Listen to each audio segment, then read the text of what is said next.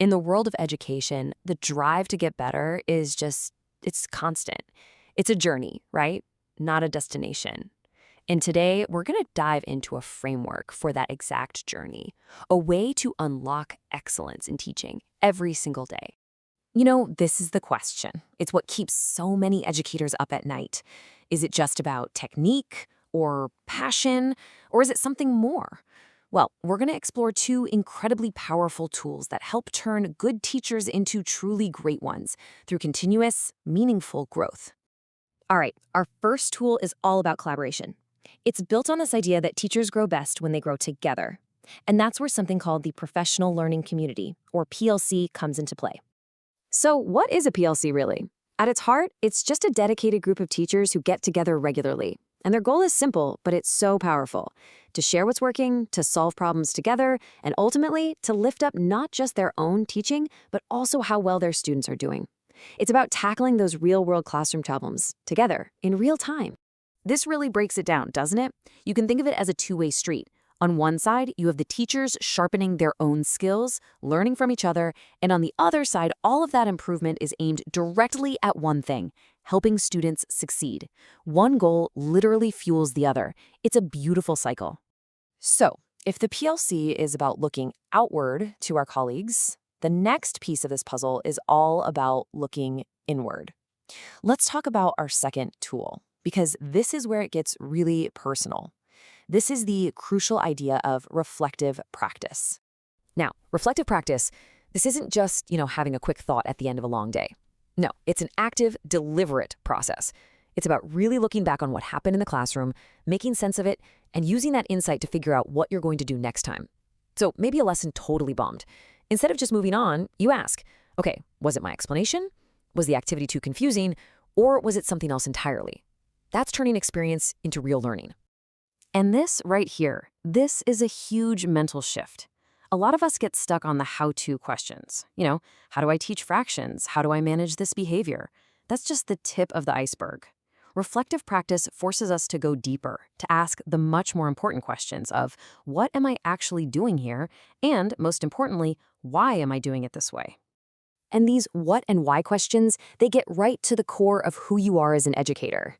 You might start by asking yourself, what do I actually believe about teaching? What are my core values? This isn't just some academic exercise. This is the very foundation that every single one of your classroom actions is built on. And from there, the reflection naturally turns to your students. What is my real goal for them? Am I just trying to get through the curriculum, check the boxes? Or do I have a deeper hope for what they'll take away from my class? This question links your personal philosophy directly to their experience. And then you have it, the most powerful question of all. Why? Why this activity? Why this assignment? Why this approach? Asking why is what gives you, the teacher, a real sense of control and intention in your work. It's the key to transforming your practice from just a routine into a craft. Okay, so we've got these two big ideas, the collaborative PLC and the internal reflective practice.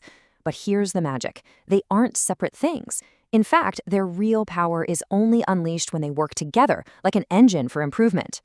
Seriously, just think of them as two halves of a whole. One really can't function at its best without the other. They're completely interconnected, and when they're working right, they create this amazing self-sustaining cycle of professional growth. So, how does this synergy actually work? Well, it starts with you. Your personal reflection is what brings up the real, meaty challenges you're facing. Then, the PLC becomes this safe, supportive space where you can bring those challenges and solve them as a group. You're not just venting, you're digging in and finding solutions together. And that cycle, it strengthens the whole team and creates a culture where everybody, teachers and students, is always learning. Now, this all sounds great in theory, I know, but how do you actually make it happen in your school?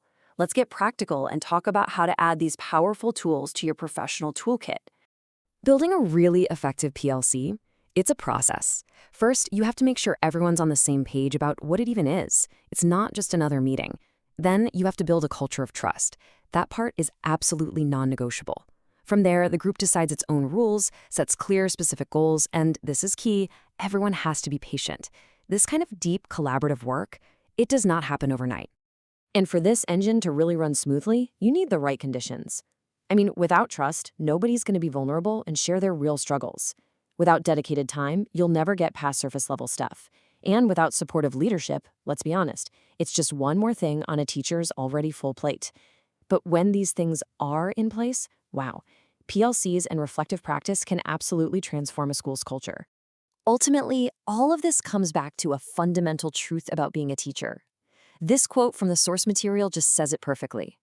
The work is never finished. To be an educator means you are a lifelong learner, constantly tweaking, thinking, and getting better at your craft. So, as we wrap up here, I want to leave you with this question. Think of it as a call to action. Whether you're in a formal PLC already or just starting this reflective journey on your own, it all begins with one simple, powerful word. What's the first why you're going to ask about your own practice tomorrow?